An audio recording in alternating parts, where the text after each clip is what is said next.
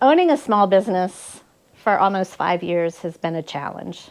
It's fun. I've met so many great people, but there's always a dark side too. So shortly after I had opened, COVID hit. I remember a customer coming in and saying, "You need to shut down." She said, "The governor just is forcing everyone to shut down." I wanted to cry. I had just gotten back from out west. I had spent buku money on inventory. I was super excited to show everyone, and now I had to lock my door. Now what? If we could survive that, we were good. I felt good about that. And then the next thing was someone had stolen my 24-foot custom vendor trailer that my husband and I had worked on so hard to build, to go mobile out on the road.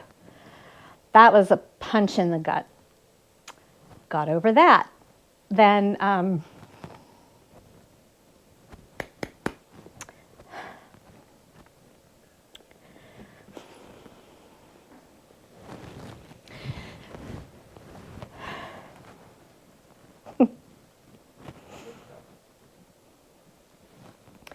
when you think things can't get any worse, our son died.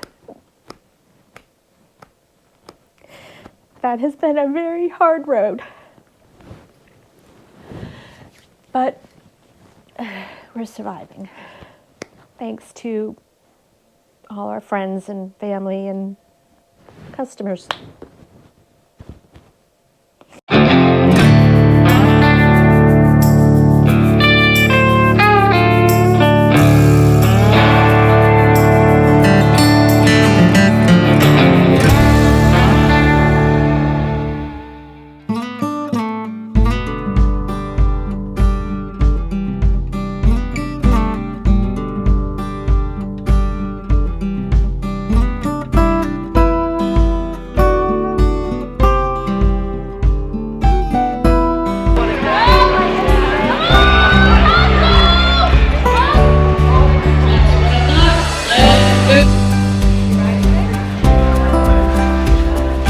We love Wild Buffalo, don't we?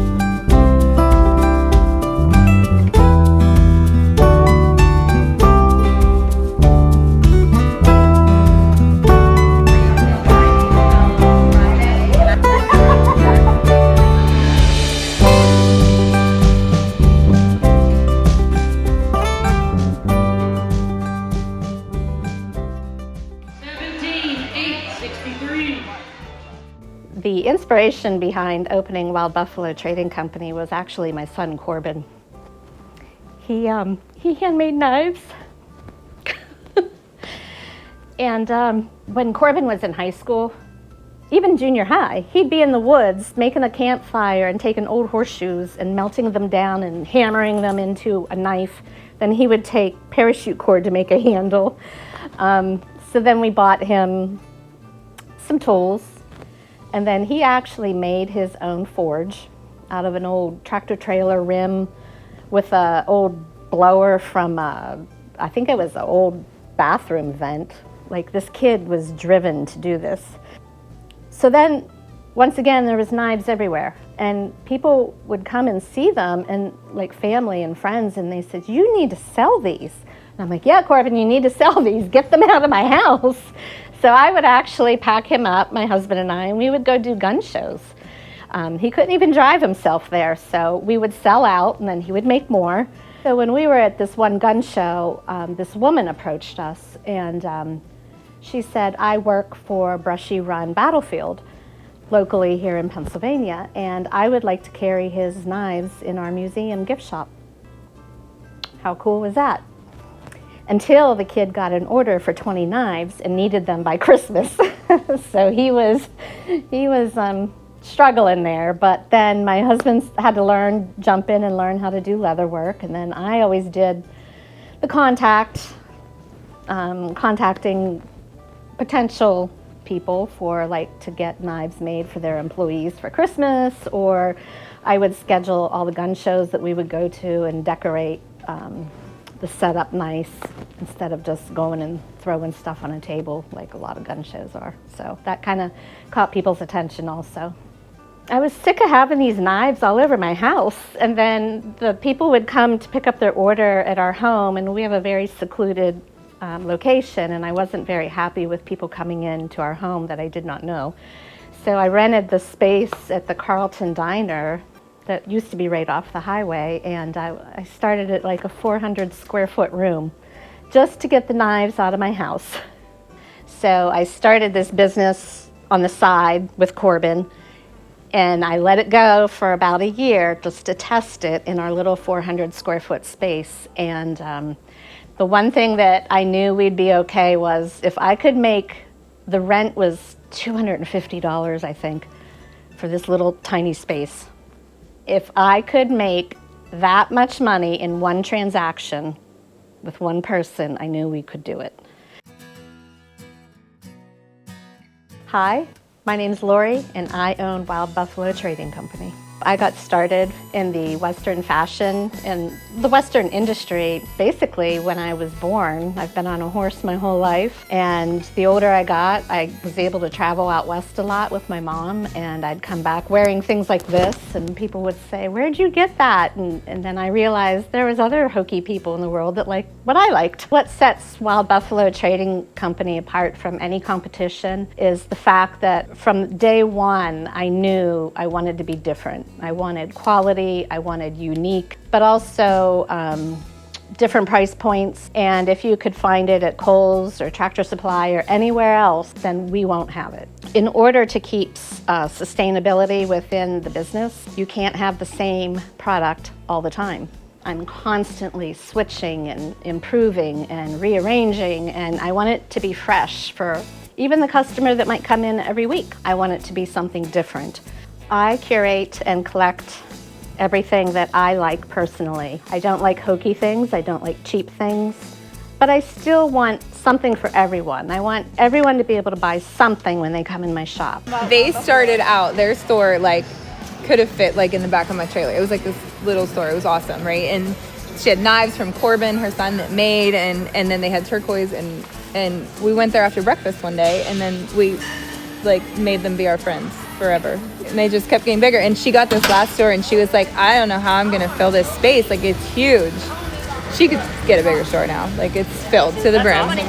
So a lot of my original customers who are now my friends, they came and saw us when we had a 400 and some square foot little cubby connected to a diner. Then we moved down to Main Street, 950 square feet. I had no idea how I was going to fill it, but we did.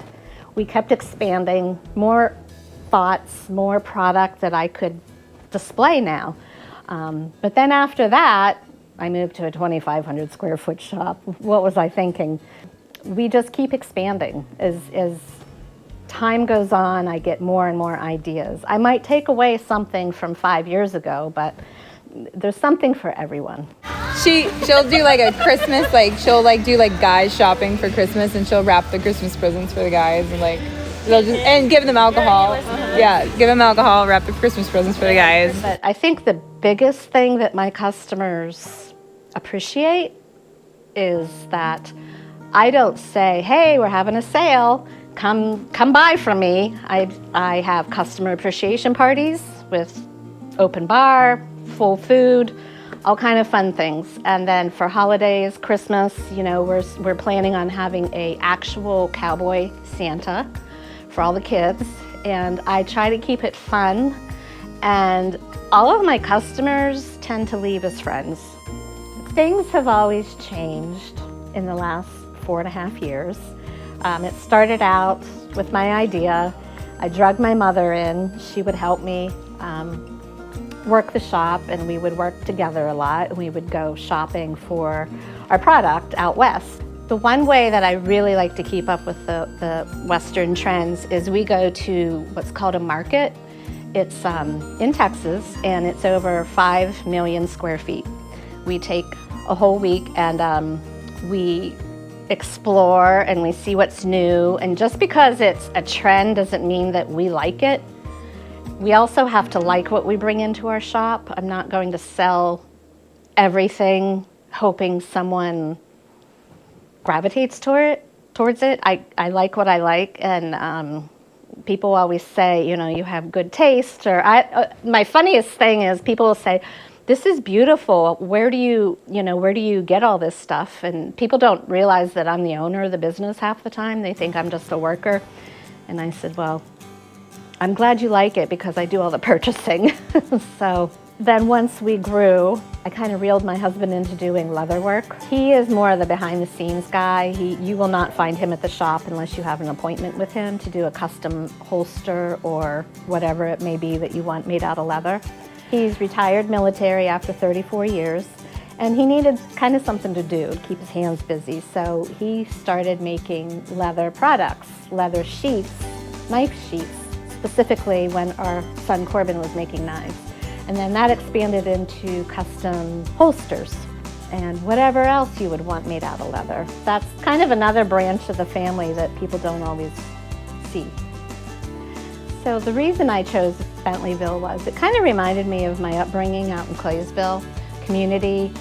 You could run up and down the sidewalks to the bank or the feed store or the candy store, which was my favorite. But Bentleyville kind of was, at the time, had a lot of empty storefronts, and I saw this one storefront, which actually back in the day was the old Rose's Pharmacy, I believe, by the railroad tracks.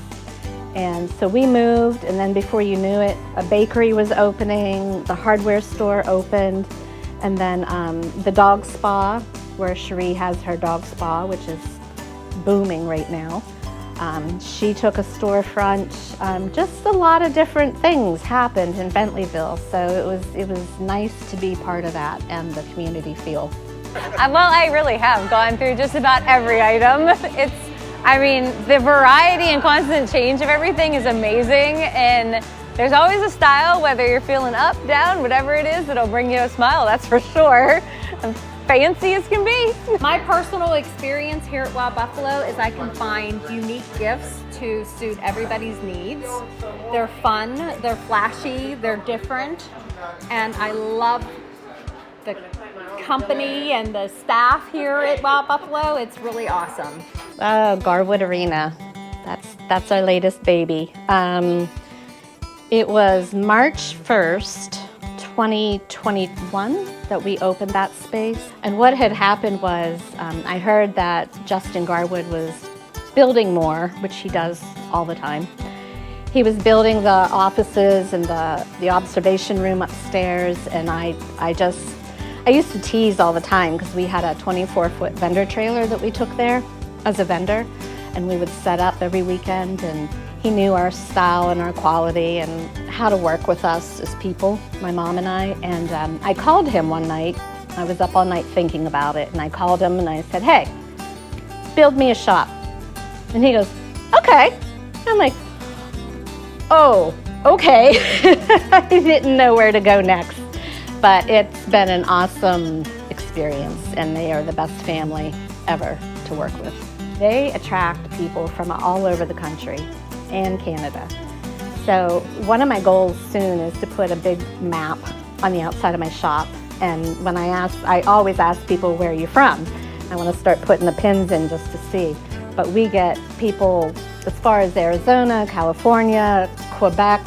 Some people drive 2 days just to get there. So we are at Garwood Arena in our shop, and it is the Bucking Nightmare, which is a barrel show. It's a benefit show for underprivileged kids that have never seen a rodeo. They take all the funds that they make from the show and they host a family, kind of like Make-A-Wish, but Make-A-Wish for a rodeo. There's 450 stalls were sold, tons and tons of people, and we're very blessed with our customers, and they're all coming back in today, and we actually had a bunch of customers around our counter last night, and then it ended up being a party and got to bed late. But it's wonderful. They're just not my customers, they're my friends. I think one of the things that I'm most excited to carry in both of our shops is the handmade turquoise jewelry. It's unique, it's different, no two pieces are alike. And other than that, I'm trying to keep up constantly with the clothing trends.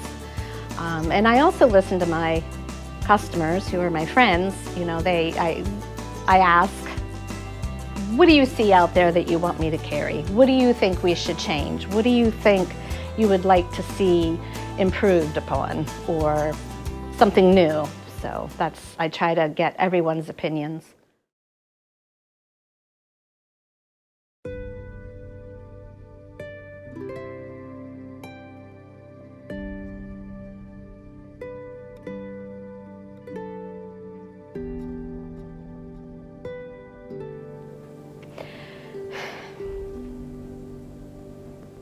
So recently, the most memorable interaction with a customer, our son passed away in March, and I had a customer that brought back a whole bag of knives that they had ordered custom off of Corbin and gave them to me, so I had them. Wouldn't let me pay her. That was amazing. So 6 months in, here we are. Lots of tears. I slept a lot. I didn't want to open back up. But I put my big girl pants on in 2 weeks. I gave myself 2 weeks and we opened back up because we had to. And I got through that with my family, my friends, all the wonderful customers we have, and some good doctors too that helped me. But this is the first time I've been able to talk about it without bawling my eyes out, but let alone with cameras in my face. So thank you for everything.